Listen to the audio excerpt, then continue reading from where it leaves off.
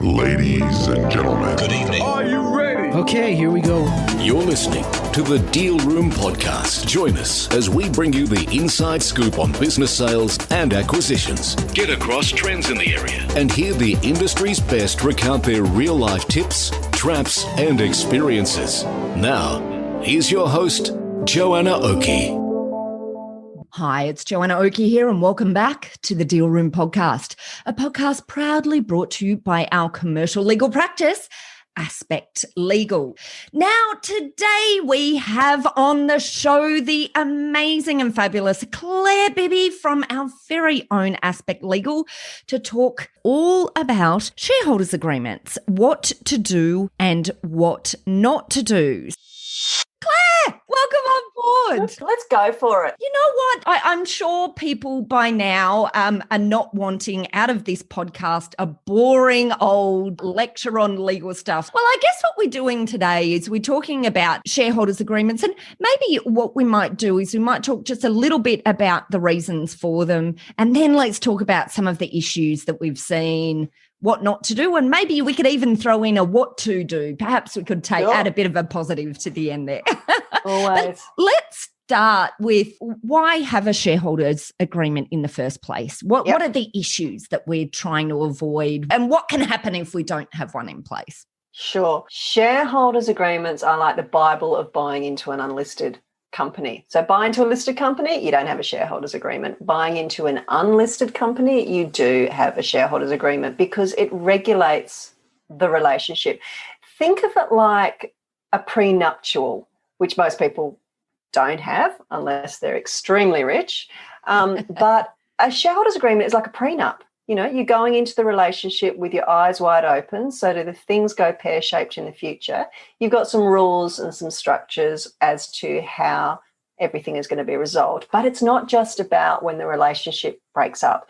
It's also about how the relationship survives and how the legal wheels of justice turn, so to speak. It's a way to protect yourself and ensure the smooth functioning of the business. Because at the end of the day, when you invest in a private company, when you invest in anything, you know, you want to know that at some stage you're either going to make a shed load of money or you're going to get your money back. And there's got to be some rules around that, because not many people are just going to give over, you know, 50 grand or 100 grand or more, you know, it can go into the millions of bucks, and then just cross your fingers and hope for the best. If you did go into business like that, then there would be no legal profession and we wouldn't be here today. So, you know, conflict is common and conflict is business. Yeah. So that's what you need a shareholders agreement for, how to deal with conflict. Yeah, and I find fascinating, constantly fascinating, the number of businesses that we deal with that don't have shareholders agreements. Yeah. And quite often that becomes apparent because they, you know, come to us as new clients and say, you know, there's an issue, or they want to exit, or one of the other parties want to exit. And of course, the first thing we say is, can we have a look at the shareholders agreement? And there's just not one there. Oh, man, yeah. I was talking to a new client the other day and was saying, you know, have you got this? Have you got that? No, yes. And then he just kept changing his mind, and I thought, oh, you poor fella, he just didn't know what he had because he had set the business up himself. And that's so common, because when people are setting up businesses as opposed to a company that's already well established and setting up a new business, you know, when you're a newbie, so to speak, the pennies are so important. I mean, they're important all the time, but especially so when it's a new business and you want to do things yourself. And no criticism levied at my brothers and sisters in the accounting profession, but pretty often when they're setting up a business for a client, they might buy them a shelf company and then that's it. Or the client themselves, they may buy a shelf company, or they might even take the plunge and go onto the ASIC website and poke around there and fill in the forms and spend the $1,000 and think they've got themselves a company, when all they've got pretty much is maybe some rules and not a lot more than that.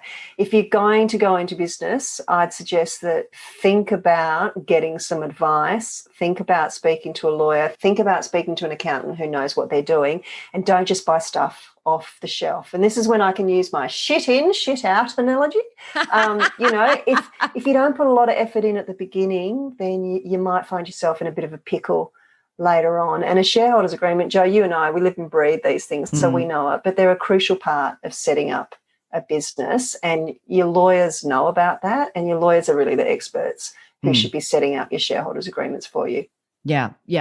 So the other thing that I notice is quite often businesses may have started down the process of creating a shareholders agreement, but they're not got to the end of it, because it's another regular occurrence for when we ask this question, for the answer to be, no, we don't have one, or for the answer to be, we spoke about that many years ago, and here's something that we had drafted up for us to think about, but we just never finished it. So that's another one that's common, right? Yeah, and there's a whole body of law on verbal agreements, but you don't want to go down that path. No. You don't want to spend thousands of bucks with a law firm trying to work out if you've got a verbal or an oral agreement in place. You want to have an agreement in place and spend your money on the real issue, which is addressing whatever it is that needs to be addressed. Yeah.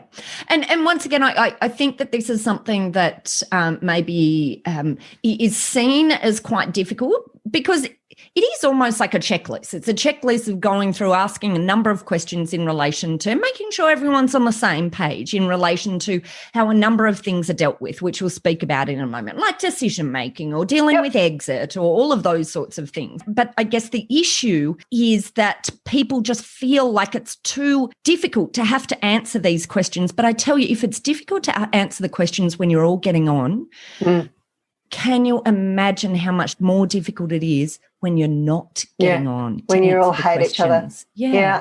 I mean, visiting a lawyer is like visiting a dentist. Most people don't want to do it. Not our clients. Not our clients. No. Yes. But, it's important to get a lawyer who not only knows what they're doing, but also builds a relationship with you and has rapport and trust and can explain to you why you need this 50-page document. Exactly. And can help you make decisions, because there are decisions along the way, but the reality is you can get guidance. So don't feel too at sea. So let's go back and just quickly touch on some of the things that we touch on in shareholders agreements then.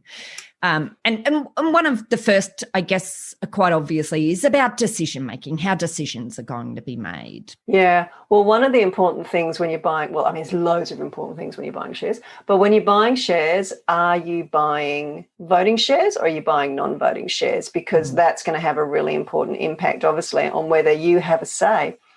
Are you going to be a director or are you not going to be a director? That's really important. Are you going to be entitled to receive documentation, or do you have no rights to documentation? Like, this sort of stuff is really important because you're handing over usually a pretty substantial sum of money. And whether you're going into business with venture capitalists or whether you're going into business with friends and family, you want to know what the ground rules about these basic issues are. And I say basic in the sense not that they're simple or low level. They're basic issues to us as lawyers because, hey, if you've worked this out, you want to have those basic fundamental, that's a better word, fundamental issues sorted at the beginning, because you don't want to find you've gone and given John next door 50 grand to go and buy a John's mowing business and you own 50% of it, but then your next door neighbour goes off with your money and you have no right to make any decisions, no right to receive any information. And you've really just got to hope that one day John might come back and give you not only your original investment back, but some profit, which would be pretty awesome as well. So don't leave it to chance. Set out the ground rules. And lawyers are the people that read the inside of the Monopoly box.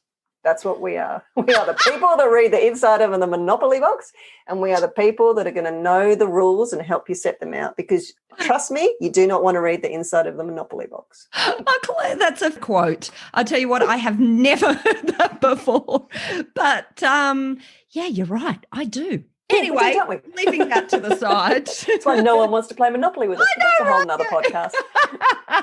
And just one comment that I have on the directorship side. So this question about, will you or won't you be a director? It's also about whether or not you have the right to the appointment of a director as well, which is, sometimes a completely overlooked consideration. And one, I've had clients in the past who really don't want to hold directorships for very good reasons. Yep. but having the right to the appointment of a directorship is just something that's super important, I guess, to think about whether you want built into that right for yourself. Yeah, absolutely. And some people, as you say, they may not, for whatever reason, want to be appointed a director, but having the right to appoint somebody as a director, I mean, you may know somebody who's really experienced and who you trust, who can go on this board for you and can independently see what's going on and help you make the decisions on what's happening with your money, what's happening with the business, what's going on. You don't want to just give your money away, friends, and then hope that something's going to come back one day. You want to have some rules in place.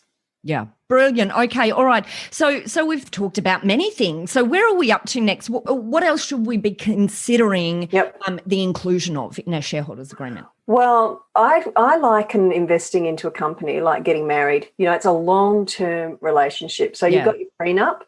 And one of the things you've got to work out is what happens if I've had enough of this relationship, I want to get divorced, I want to sell my shares. How hard is it going to be for me to sell my shares? Leaving aside the fact of unlisted companies are, of their very nature, illiquid, how hard is it, though, going to be for me to sell the shares? What happens if my next-door neighbour decides they want to buy me out? Can I just sell to them? What happens if one of the other shareholders, though, maybe somebody wants to buy their shares and I want to tag along on that deal? Yeah. Or I want to be dragged along on somebody else's deal. You know exactly where I'm going here because I'm using the buzzwords. You know, stuff like preemptive rights. How hard is it going to be for me to sell my shares? Because if you think about it, if you're in business with, say, 3 of your best mates and you're the 4th and you want to sell out, they may not want a complete stranger coming into their company, and they may want to have the first right to buy your shares themselves. That is extremely common. And there are lots of different ways that you can document those sorts of deals and work out, well, how much do they have to offer you for those shares? Do you have to go off and hire an accountant? Does it have to be based on the last 3 years EBITDA, something like that? Like, there's loads of different ways you can cut and slice and dice this sort of stuff. So knowing what the rules are when you want to leave and sell your shares, that I would say is one of those top headline fundamental issues that your lawyer wants to cover for you in your shareholders agreement. I completely agree. Of course, I completely agree, Claire, but I do completely agree. I just find that this is the key issue when we have clients coming to us who are looking to exit their shareholding in an entity when when there might be other shareholders continuing, or indeed if the shoe is on the other foot, you know, the other shareholders or one other shareholder is looking to leave. This issue of exit and how that can work is one of those things that comes up again and again and again, where organisations don't have a shareholders agreement in place. And it's really hard to navigate. It can be really hard to navigate, particularly if the relationship is strained at that point, which it often is when one, not the others, are looking to exit. Totally. And think about it as well from the perspective of what stage of your life are you in? If you are close to retirement and you don't want to have a hands-on role, or you're really going to need some cash quickly in the next few years because you want to invest it, then you want to make sure that you can actually get out of the company and get out at a reasonable amount. You know, you don't want to have invested $100,000 and then find you can only get $20 back. I mean, that's a very unrealistic example, but it emphasizes. Well, I mean, it's certainly happened. Yeah. But you know, we also, two things that we can always be sure of in life are death and taxes, as they say. And what happens if you are to pass away and your spouse is left with these shares and they need to sell them? You know, they're going to have to know what's in these documents, or at least find out what's in these documents. And you don't want them to be screwed over by people because shit, to use the term again, can happen. And you want to make sure that your lawyer has protected you and protected the broader interests that you have, because an investment in a company is a long-term investment and it may actually survive you. So as your lawyers, we will think about that sort of stuff. You won't think about it probably, but we will think about that sort of stuff and try and protect you and your broader interests. And give you direction in relation to what's usual in terms of dealing with these issues. Yep. Absolutely. Because that can be another thing. I see a lot of confusion often in terms of, thinking through the risks, but then not being sure about how to deal with it. Don't let yourself get confused, because there are some simple ways to deal with all of this. It's just really absolutely. And, one thing I say to lots of people, and I also say this to young lawyers as well, we are not brain surgeons. We're just people who are really awesome with words and structuring deals, if you do the sort of law that you and I do, Joe. And so don't try and navigate this self, because you wouldn't operate on yourself if you had to have an operation. You might go and do Dr. Google, but, if you're doing something that involves a lot of money or a lot of risk or is really important to you,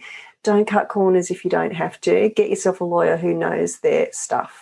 Yeah. And actually, it's a really interesting point, because a lot of what we're talking about here perhaps might be perceived to be directed towards people who've not had a lot of experience with these types of agreements before. But do you know, it's exactly the same with really experienced investors, and the importance of still getting that constant cross-check on agreements, because I've seen a lot of very experienced and sophisticated investors who've done this many, many times before, sometimes miss some of this detail because they've seen it so often before. So the comment that you make, I think, is a comment across the board, irrespective of sophistication of, the number of these types of deals that have been done. Yeah, absolutely. And, imagine it from another context as well, is say you invested in a company because of the entrepreneur who's in the CEO-ship. What if they pass away? What if they sell their shares? What if somebody else moves into that seat? You're not thinking about this sort of stuff, but might you want to possibly get out if it's not still the person who you invested your money in? Because quite often you are investing in the personality. What if they're not there anymore? You may want to get out. And you want to know at that point in time that you've got a really clear exit mechanism that is not only clear, but is fair. And that's what we do. We create those fair, clear mechanisms for you. Brilliant. Okay, wonderful. So do you think we've missed anything out? Well, we've missed a hell of a lot out, but we could talk for hours, my friend. Couldn't we? I mean, shareholders agreements are one of those things that are of such critical importance that, not being funny, we could actually talk probably for hours about it. But I'm sure you, the listener, don't want to sit there listening to us for hours. Or maybe you do. And if you do, let us know and we'll do another few podcasts in the area. But just before we leave, I guess, what are there any sort of high level other areas that we haven't really touched on yet, do you think? The other thing that I would say, that we've talked about conflict being common, but what we haven't talked about is dispute resolution tools. And what I mean by that is, what happens if you do have a Barney with your other shareholders? And I've got that very example now with a client where he's one of 3 directors. He's asking for paperwork and he's just getting blanked. And there's nothing he can do because the agreement doesn't say anything, and he doesn't have any rights under the Corporations Act that I can point him to. So you don't want to always be, now you're going to find this a bit strange, listeners, you don't always want to be running to a lawyer and going to court. Sometimes you might want to use alternative dispute resolution mechanisms like mediation, or at least have a clause that says before you end up in court, you've got to try mediation first, because mediation has a really great success rate if you use the right type of mediator. And there are lots of professional organisations out there. And when we recommend dispute resolution clauses to our clients, we know about all of this sort of stuff.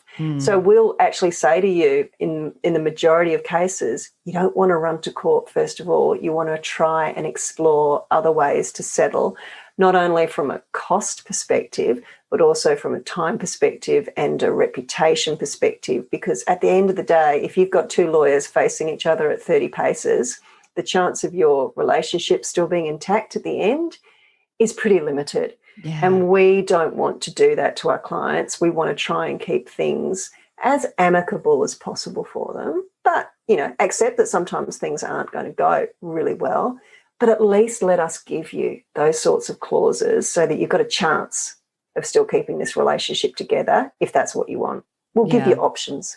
Yeah, that is such a good point. That is such a good point. And I guess it helps, and perhaps that will help us have the point of rounding out the conversation here that shareholders agreements are giving you the opportunity to set the parameters of this relationship that you're embarking on together, or may have embarked on, 10 or 20 years ago if you're coming to this a little bit late. But it's never too late to put it in place.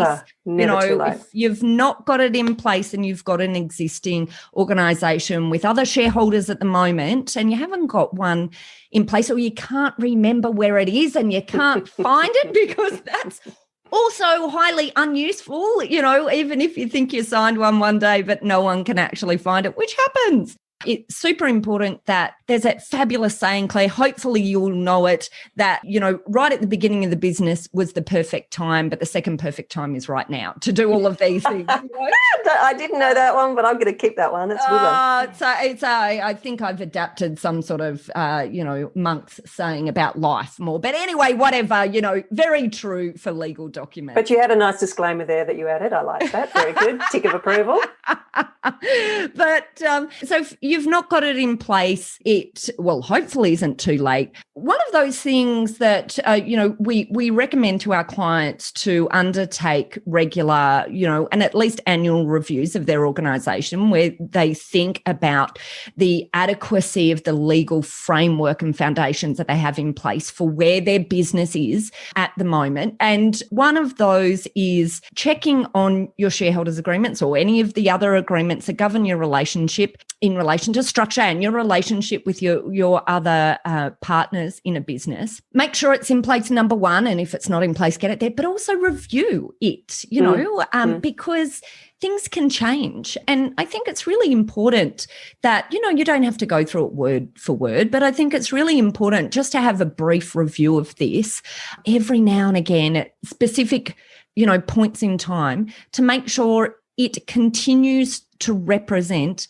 the business as it is now. Totally. Absolutely agree with that. Great. Okay. Do you have any other rounding out thoughts there, Claire? Look, it's not a mandatory doc, Joe. What I mean by that is you don't have to have a shareholders agreement. It's just like when you get married, you don't have to have a prenup.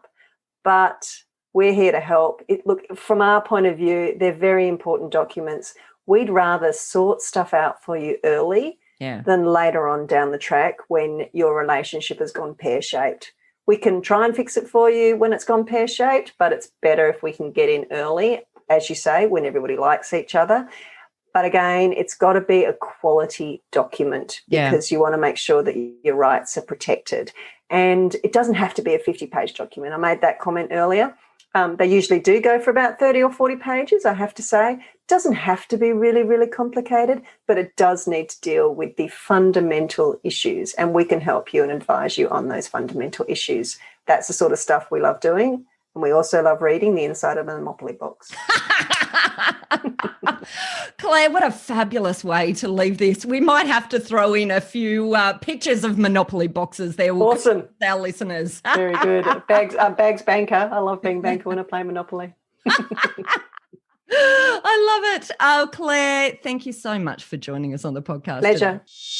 Well, that's it for this episode of the Deal Room podcast, where we talked all about shareholders agreements. If you'd like more information about this topic, then just head over to our website at thedealroompodcast.com, where you'll be able to download a transcript of this podcast episode if you're the kind of person who just loves to read through a transcript in fine detail. At our website, you'll also find details of how to contact Claire and our other legal eagles at Aspect Legal if you or your clients would like to discuss any legal aspects of sales or acquisitions, or indeed shareholders agreements. We've got a number of great services to help businesses prepare for sales and acquisitions of share sales and businesses. And finally, if you enjoyed what you heard today, then please pop over to your favourite podcast player and leave us a review. And now don't forget to hit that subscribe button so we can be delivered straight to your podcast player each week when we released. Well, that's it. Thanks again for listening in. You've been listening to Joanna Oakey and the Deal Room podcast, proudly brought to you by our commercial legal practice, Aspect Legal. See you next time. Ladies and gentlemen. That will conclude this evening's entertainment. Thanks for listening to the Deal Room podcast. To find out more about this episode and other episodes in the series, check out the show notes or head over to our website at thedealroompodcast.com.au.